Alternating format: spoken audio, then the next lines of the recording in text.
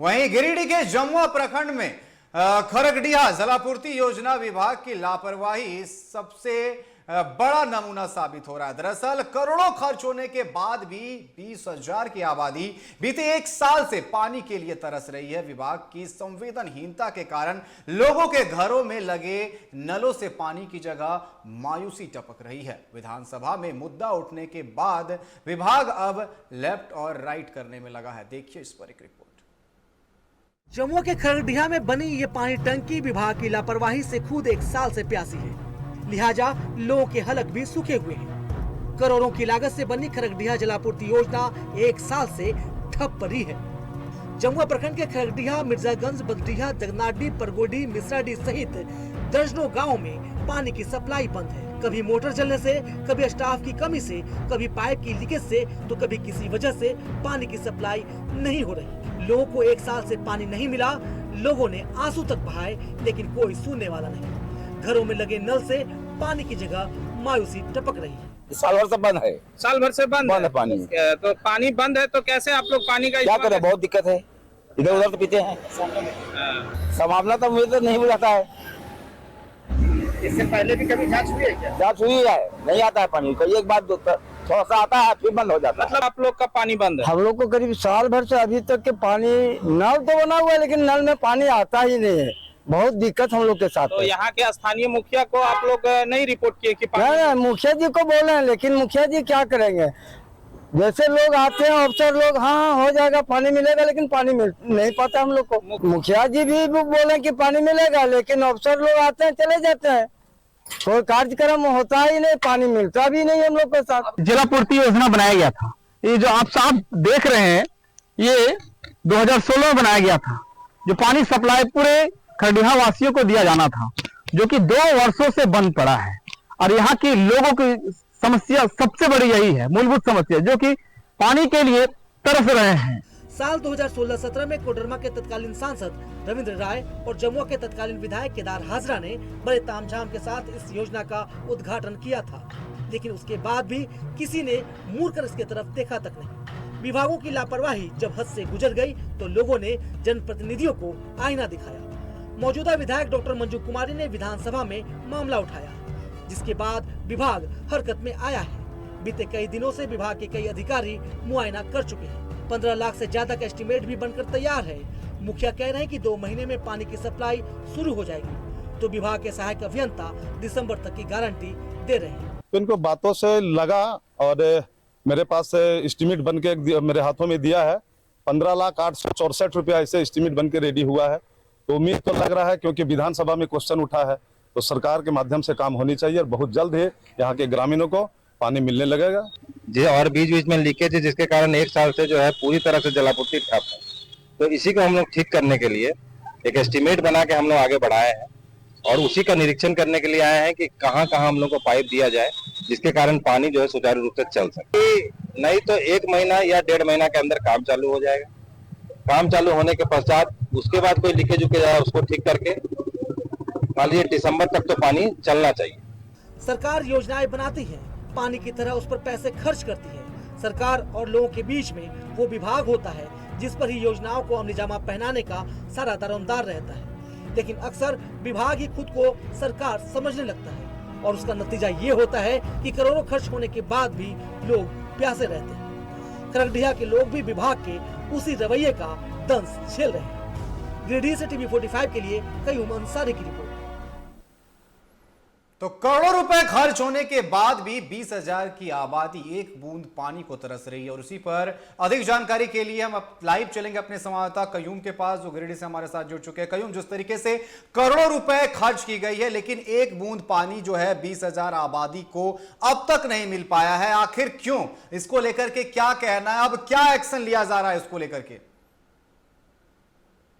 तरीके से मैं बता देना चाहता हूँ कि पूर्व सांसद रविंद्र कुमार राय और पूर्व विधायक केदार हाजरा के द्वारा उद्घाटन बड़े ही तामझाम से किया गया था। तो उस समय लोगों में खुशी चेहरे में आई थी कि पानी हमें मिलेगी। लेकिन कुछ दिन चलने के बाद कभी 10 दिनों पानी मिलती थी, कभी 20 दिन बीच में खराब होता है, लो वोल्टेज समस्या हो या मोटर की समस्या हो या फिर और टेक्निकल की समस्या हो, तो कहीं ना कहीं सुचारू रूप से मिला नहीं। और कुछ दिनों तक पानी जो भी मिला, उसके बाद एक समिति बना दी गई जो कि मेंटेनेंस के रूप में 100 रुपए प्रति महीने दिया जाना था, जो लोगों ने कुछ दिनों तक चलाया और आगे किसी कारणवश वो समिति बंद हो गई, जिसके बाद लगातार 2 सालों से यह ठप पड़ी हुई है, बंद पड़ी हुई है, क्योंकि यहाँ के लोगों के लिए सबसे बड़ी चुनौती है जो अब तक चालू नहीं हो पाई है। यहाँ पे कई अधिकारी आए, उन्होंने आश्वासन भी दिए, लेकिन अब तक कोई हल नहीं हो पाया। जी बिल्कुल, हमारे साथ निशांत भी जुड़ चुके हैं गिरिडीह से। निशांत, क्या कहेंगे? पानी की जगह सिर्फ मायूसी टपक रही है और लोग इंतजार कर रहे हैं, वहां की जो आबादी है 20,000 की, वो इंतजार कर रहे हैं कि आखिर नल से पानी टपके, लेकिन सिर्फ मायूसी टपक रही है। आखिर इसको लेकर के आगे क्या कुछ कार्रवाई की जा रही है? क्या उन्हें पानी मिल पाएगा या फिर वो ऐसे ही आस में बैठे हुए रहेंगे? निशांत।